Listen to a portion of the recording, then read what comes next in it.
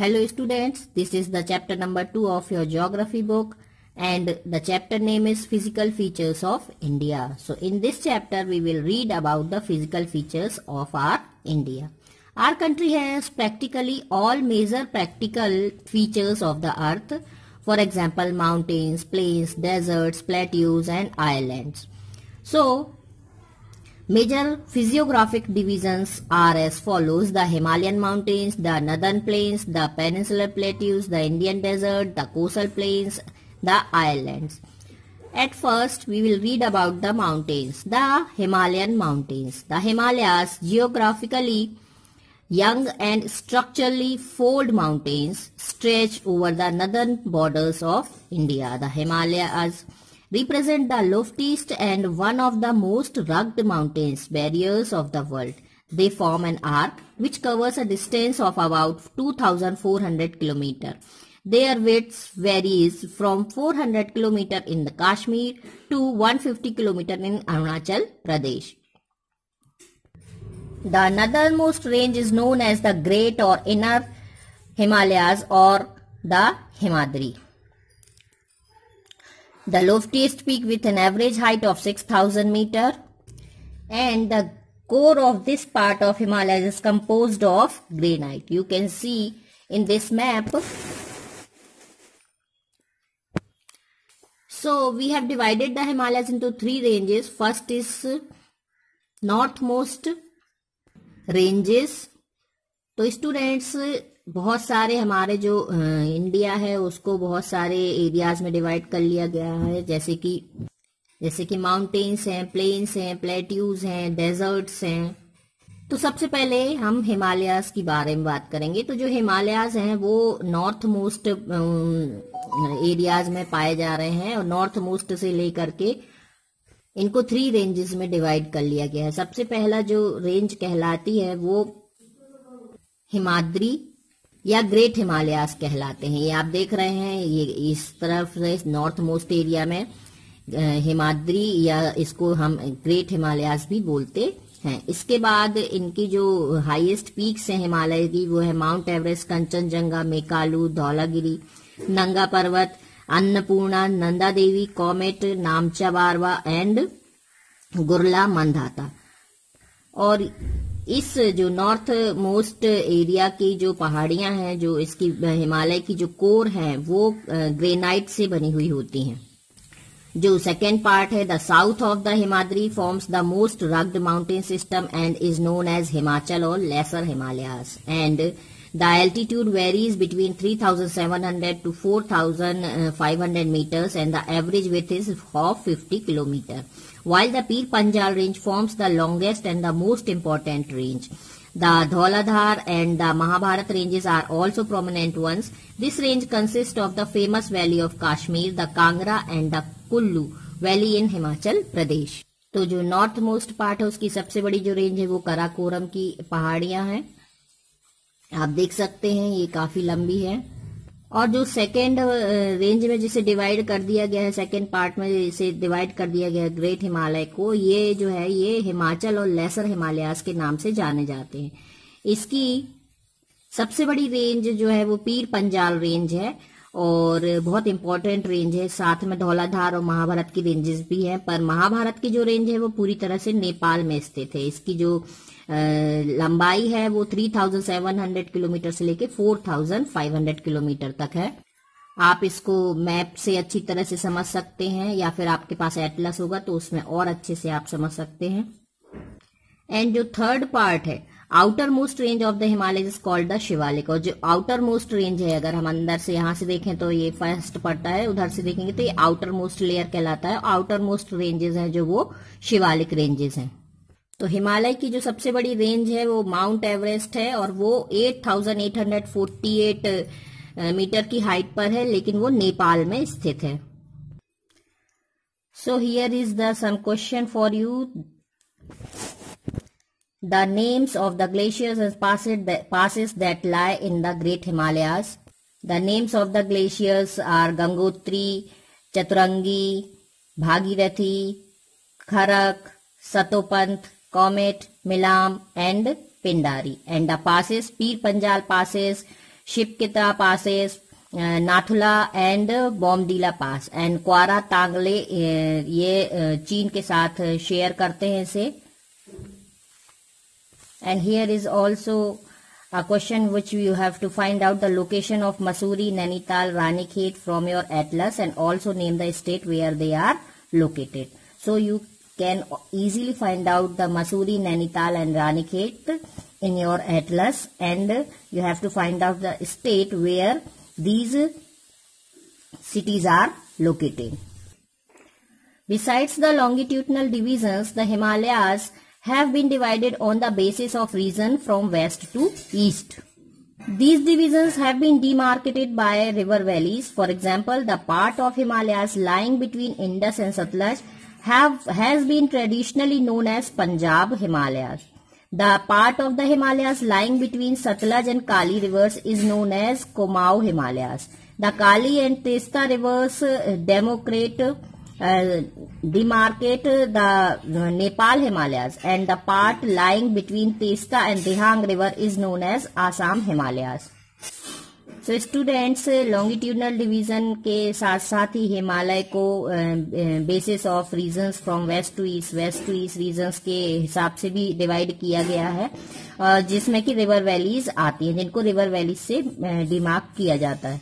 The part of Himalaya, जो part Himalaya की Indus और सतलज रिवर के बीच में आता है उसे पंजाब हिमालयाज बोला जाता है. तो इस मैप में आप देख सकते हैं यहाँ से इंडस रिवर स्टार्ट हो रही है और Indus river to Sutlej river या सतलज रिवर यहाँ तक जाती है. तो जहाँ इंडस रिवर से सतलज रिवर तक का जो पार्ट है इसे पंजाब हिमालय के लिए डिवाइड कर दिया गया है.